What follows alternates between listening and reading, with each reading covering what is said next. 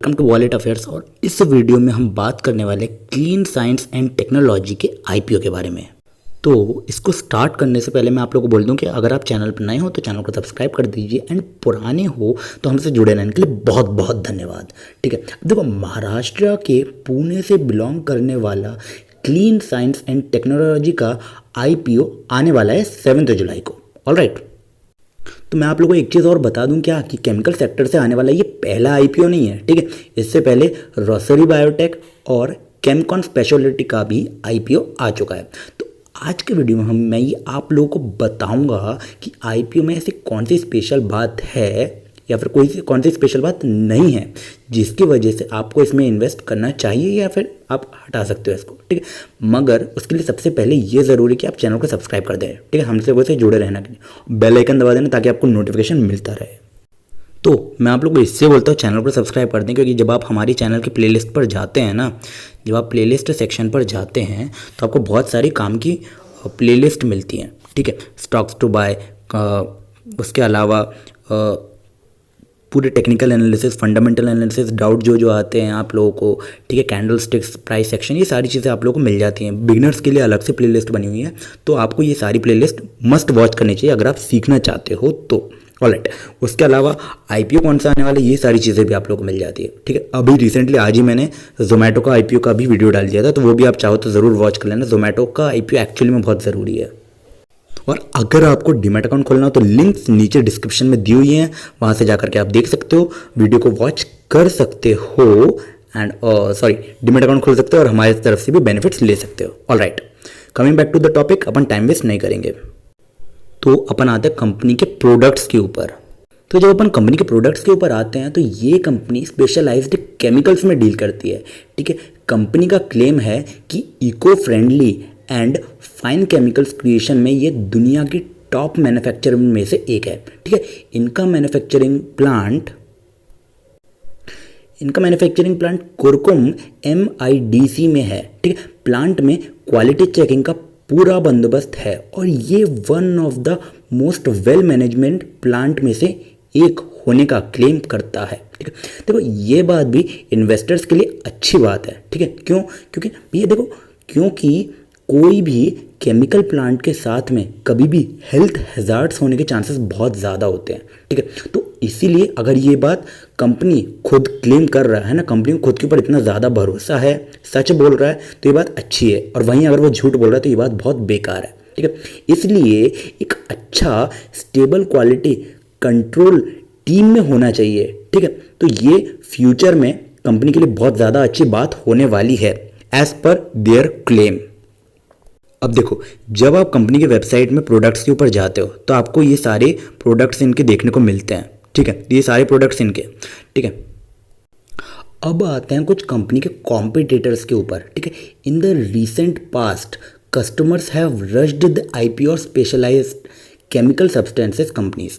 ठीक है, देखो मेरे कहने का मतलब ये है, रिसेंटली रोसरी बायोटेक, ठीक है, केमकॉन स्पेशलिटी केमिकल्स इश्यूज, देखो ये सारे जो केमिकल्स हैं इन सब का ये सारी कंपनीज हैं, इनका आईपीओ सब्सक्राइब हुआ था 79 से 149 टाइम्स तक। ठीक है, तो ओवरऑल प्रीवियस ईयर की बात करें तो ये सारी कंपनीज ने भी अच्छा परफॉर्म दिया, कुछ ने, और कुछ ने उतना अच्छा परफॉर्म नहीं दिया। वहीं पर देखा जाए तो भाई लक्ष्मी ऑर्गेनिक्स का भी आईपीओ आया था, अनुपम रसायन का भी आईपीओ आया था और 107 टाइम्स लक्ष्मी ऑर्गेनिक का आईपीओ सब्सक्राइब हुआ था। अनुपम रसायन की बात करें तो 44 टाइम्स सब्सक्राइब हुआ था।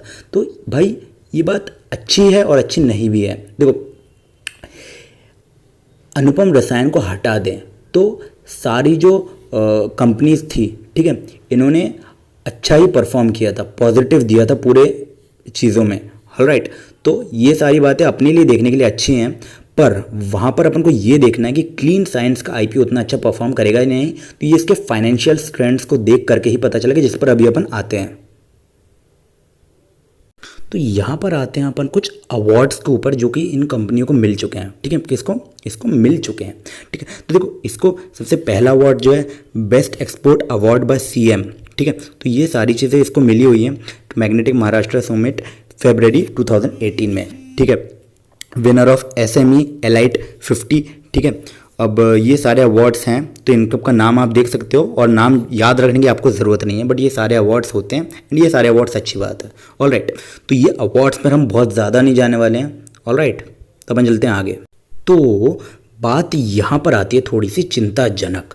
ठीक है, यहाँ पर देखो, जब मैंने इनका फाइनेंशियल ट्रेंड देखा, फाइनेंशियल ट्रेंड जब मैंने देखा तो आप देख सकते हो, ठीक है, यहाँ पर 31 दिसंबर 20, मार्च 20, मार्च 19, मार्च 18, ठीक है। तो 18 से लेकर के 20 तक का पूरा चीज़ें यहाँ पर आपके सामने है। ऑलराइट, सबसे पहले अपन आते हैं टोटल एसेट के ऊपर। ठीक है, तो टोटल एसेट की बात करें, टोटल एसेट्स की बात करें तो भाई आप देख सकते हो कि मार्च 2018 में 236.10 थे। ठीक है, 31 मार्च 2019 में यानी कि एक साल बाद 327.47 हुए, एक साल बाद उसके 429.88 हुए, और उसके एक साल बाद यानी कि करीब दिसंबर में, यानी करीब करीब एक साल बाद 571.19, यानी कि लगातार एसेट्स में इंक्रीज हो रहा है, जो कि बहुत अच्छी बात है। ठीक है, तो ये प्लस पॉइंट है, इसको मैं यहाँ पर ग्रीन से प्लस बना रहा हूँ इसके ऊपर, क्योंकि ये अपने लिए एक प्लस पॉइंट है। ऑलराइट, टोटल रेवेन्यू में आते हैं अपन। रेवेन्यू की बात करें तो 247.23 थे मार्च 2018 में, मार्च 19 में 404.56, मार्च 20 में हुए 430.17 और दिसंबर 20 में हुए 398.46। यानी कि अगर आप देखो, इसको हटा दिया जाए तो यहाँ, यहाँ और यहाँ इसने इंक्रीज़ हुआ है इसके रेवेन्यू में। अब ये डिक्रीज़ होने का कोई भी रीज़न हो सकता है, कोविड के कारण भी हो सकता है या फिर किसी दूसरे डिस्ट्रिक्शन के कारण भी हो सकता है। ऑलराइट, बाकी ओवरऑल देखा जाए तो यहाँ पर भी इसको प्लस पॉइंट में गिना जाएगा, क्योंकि एक को अपन इग्नोर कर सकते हैं। ऑलराइट, प्रॉफिट आफ्टर टैक्स की बात करें अपन, तो प्रॉफिट आफ्टर टैक्स की बात करें तो 18 में 48.90 करोड़ हुआ। ठीक है, 97.66 करोड़ हुआ मार्च 2019 में, 139.63 हुआ मार्च 20 में, और दिसंबर 20 में हुआ 145.27 करोड़। यानी कि अगर आप देखो तो रेवेन्यू यहाँ पर थोड़ा सा कम आया, लेकिन प्रॉफिट ज़्यादा ही आया, तो एक बहुत ज़्यादा पॉजिटिव बात है अपने लिए और कंपनी के लिए भी। तो भाई यहाँ से आपको इन्वेस्ट करना चाहिए फाइनेंशियल ट्रेंड को देख करके, तो यही कह रहा है। ठीक है, यानी कि फाइनेंशियल ट्रेंड इसका है पॉजिटिव, और यहाँ पर ये अपन को कह रहा है कि आपको इन्वेस्ट करना चाहिए। तो फाइनेंशियल ट्रेंड से एक बात क्लियर है कि पैट बोले तो प्रॉफिट आफ्टर टैक्स इंक्रीज हुआ है। ठीक है, प्रॉफिट आफ्टर टैक्स इंक्रीज हुआ है इन क्वार्टर, यानी कि क्वार्टर दर क्वार्टर इंक्रीज होता रहा है, मतलब कंपनी में ग्रोथ है। ठीक है, इंटरनेशनल क्लाइंट्स के होने की वजह से, है ना, पेंडेमिक के टाइम भी दिसंबर 20 में प्रॉफिट आया है। ठीक है, प्रॉफिट तो आया है, भले रेवेन्यू कम हो लेकिन प्रॉफिट आया, तो एक बहुत अच्छी बात है। ठीक है, अब अपन चलते हैं आगे। यहाँ पर मैं आप लोगों को बताने वाला हूँ फाइनेंशियल पीरियड। एक्चुअली ये थोड़ा सा मैंने बनाया तो ये अलग अलग पेज पर आ गया। देखो, फाइनेंशियल पीरियड और basic earning per share INR में, यानी इनकी पर शेयर कितना अर्न किया है इन्होंने। तो फाइनेंशियल पीरियड 20 में 13.15 हुआ, ईयर 19 में था 9.19, 18 में था 4.60, और वेटेड एवरेज है इनका 10, और 9 मंथ्स का एवरेज है 13.68। यानी कि अगर आप देखा जाए, ठीक है, यहाँ पर आप देखोगे तो इधर से देखना स्टार्ट करो, तो इधर से देखना स्टार्ट करो 4, 9, 13, यानी कि EPS, है ना, अर्निंग पर शेयर हो रहा है इंक्रीज, तो ये भी एक अच्छी बात है, प्लस पॉइंट में आता है ये। ठीक है, वेटेड एवरेज और 9 मंथ्स का एवरेज देखा जाए तो 13 और 10 है, जिससे जो बहुत ज़्यादा फर्क अपन को नहीं पड़ता है। ठीक है, तो ये अच्छी बात है, अर्निंग पर शेयर के हिसाब से भी ये कंपनी अच्छी है। तो ये वाले सेक्शन में मैंने किया है क्लीन साइंस और टेक्नोलॉजी के IPO का कर दिया है मैंने comparison. Clean science and technology और टेक्नोलॉजी एक ही बात है। ठीक है, तो देखो यहाँ पर मैंने जो कंपैरिजन किया ये मैं आप लोगों को बताने वाला हूँ। तो कंपनी का नाम और PE यानी कि प्राइस टू अर्निंग रेशियो। ठीक है, विनीता ऑर्गेनिक्स का था 43.75, फाइन ऑर्गेनिक्स इंडस्ट्रीज लिमिटेड का था 41.53, अतुल लिमिटेड का था 31.04, कॉलम फाइन साइंस लिमिटेड का था 54.82, SRF लिमिटेड का है 29.93। ठीक है, नवीन का है 30.13 और PI इंडस्ट्रीज का है 69.68। यानी कि PE के हिसाब से देखा जाए तो आपको कुछ चीज़ें देखने को मिलती हैं यहाँ पे।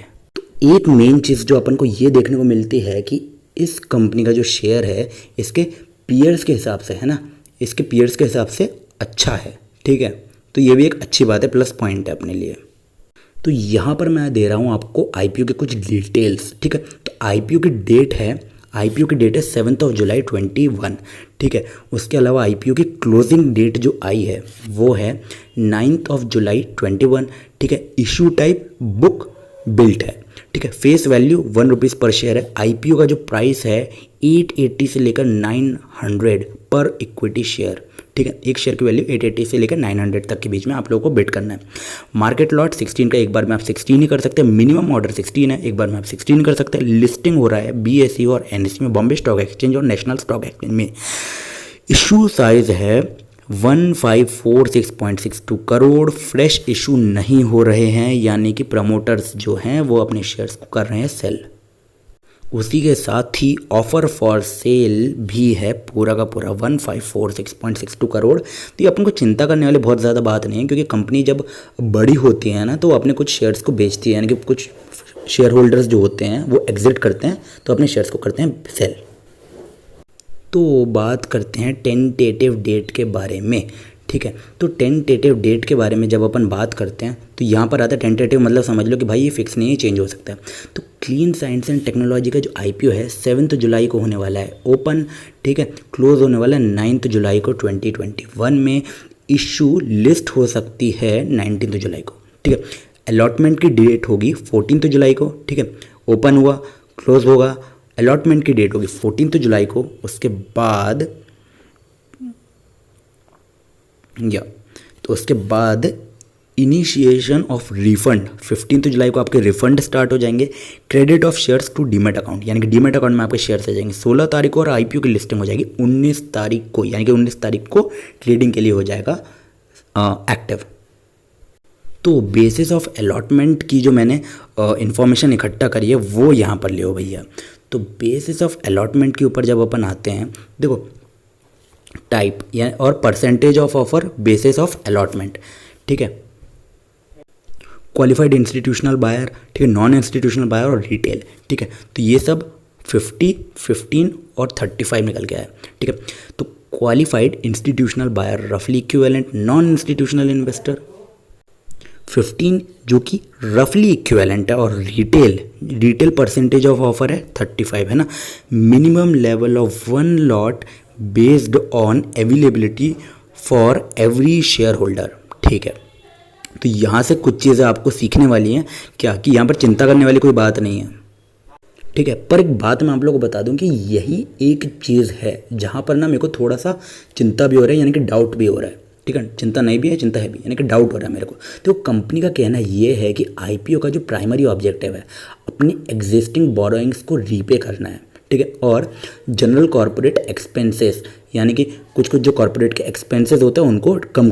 तो हुआ ये है कि पेंडेमिक की वजह से सब कंपनी को लॉसेस हुआ है, ठीक है। सबको लॉसेस तो देखना पड़ा है, ठीक है। पर ये लोग जो कह रहे हैं कि भाई हमको तो अपना एक्सपेंस कम करना है, ठीक है। देखो अगर ऐसा कुछ रीज़न सिर्फ बोरोइंग की वजह से प्रमोटर्स अपना पूरा शेयर बेचकर एग्जिट कर रहे होंगे तो वो फिर बहुत अच्छा साइन नहीं हुआ। देखो बोरोइंग की वजह से कोई अपने शेयर्स को एग्जिट नहीं करता है, लेकिन मैंने आप लोगों को एक चीज़ दिखाई क्या कि ये यहाँ देखो, तो जो फ्रेश इशू है, ठीक है, जो फ्रेश इशू है वो ज़ीरो है, यानी कि प्रमोटर्स अपना शेयर बेच रहे हैं, ठीक है। जब प्रमोटर्स बोरोइंग की वजह से अपना शेयर बेच रहे हैं तो एक बहुत अच्छा साइन नहीं हो रहा है कि हो सकता है कि वो लोग अपने शेयर्स को एग्जिट कर रहे होंगे, यानी बोरोइंग की वजह से कौन एग्जिट करता है यार, तो ये एक बहुत अच्छा साइन नहीं है। तो यहाँ पर मेरे को डाउट है, क्योंकि कंपनी का जो कहना था वो कुछ और है और कंपनी जो कर रही है वो कुछ और है, ठीक है। मैंने आप लोगों को कहा था कि हो सकता है जब आईपीओ आता है तो वो लोग एग्जिट करते हैं, पर बात यहाँ पर एक चीज़ ये भी है कि कंपनी ने ये कहा है साथ में कि हम अपने जो एक्सपेंस है उनको कम कर रहे हैं। तो एक बहुत अच्छी बात नहीं, क्योंकि कंपनी का पूरा सेल ही ऑफर फॉर सेल है, यानी कि प्रमोटर्स अपना हिस्सा बेच के निकल रहे हैं। That is not a good sign. देखो वहीं पर देखो मैं कुछ स्ट्रेंथ्स की भी बात करूँगा, नेगेटिव पॉइंट की बात करी तो अच्छे पॉइंट की भी बात मैं करूँगा ही करूँगा। देखो अब देखो इनका जो इनिशिएटिव है उनमें अच्छा इनोवेशन तो देखने को मिला है, तो ये एक बहुत ही अच्छी बात है, ठीक है। अब देखो one of the world's largest makers of functionally important specialty chemicals utilized in a wide range of industries and geographies resulted in risk free business model, ठीक है। इनका जितना भी बिजनेस मॉडल है वो काफ़ी अच्छा है, उससे पूरा रिस्क फ्री हो रहा है, ठीक है, क्योंकि बहुत ज़्यादा डाइवर्सिफाइड है और ज़्यादा यूटिलाइजेशन में है, ठीक है। Senior management with deep domain expertise and availability as promoter. जी मैंने आप लोगों को बताया कि इन लोगों का जो मैनेजमेंट है, प्रमोटर्स है, वो अच्छे हैं, ठीक है, यानी कि एक्सपर्ट है। Relationship with major customers that are strong and long lasting, यानी कि जो कस्टमर्स हैं वो लंबे टाइम के लिए इन लोगों के साथ जुड़े रहते हैं, तो ये भी एक अच्छी बात है, इनका रिलेशनशिप अगर अच्छा है तो। ठीक है, automatic products plants with established design and commercial capacities as well as strong focus on environmental health and safety, यानी कि environmental health और safety की स्पेशलिटी जो है उसके इन लोगों का जो डिज़ाइन है वो स्पेशली इन पर प्रेफर करता है। ये भी एक अच्छी बात है इन्वायरमेंट के लिए, बट एज एन बिजनेस के लिए बहुत अच्छी बात नहीं है, ठीक है, यानी कि पर उनके स्टेबिलिटी पे ये हेल्प कर सकता है आगे जाकर के, अभी नहीं। Stable and strong balance sheet जो कि अपन लोगों ने देखी अभी, ठीक है, बैलेंस शीट में कोई कमी नहीं है, बट ये लोग जो कर रहे हैं उसमें थोड़ा सा प्रॉब्लम मेरे को देखने को मिल रहा है, वो भी मैंने आप लोगों को बताया। ऑलराइट दोस्तों, आज की वीडियो में इतना ही। लाइक कमेंट शेयर सब्सक्राइब आप लोगों ने कर दिया होगा। मेरी बात देखते हो तो मैं भाई इसके ऊपर जोमेटो को प्रेफर कर रहा हूँ, तो मैं जोमेटो में इन्वेस्ट करूँगा, इस पर इन्वेस्ट नहीं करूँगा। पर अगर आप इन्वेस्ट करना चाहो तो आप कर सकते हो, लिंक ऊपर आ रही होगी, आप जोमेटो वाला वीडियो भी ज़रूर देख लेना। अगर ऊपर नहीं है तो नीचे होगी, नीचे नहीं है तो भाई चैनल पे होगी, तो चैनल पे जाकर आप जोमेटो वाला वीडियो ज़रूर देख लेना। ऑलराइट दोस्तों, आज के वीडियो में इतना ही। लाइक कमेंट शेयर सब्सक्राइब, अपने मिलेंगे अपने अगली वीडियो में, तब तक के लिए बाय बाय।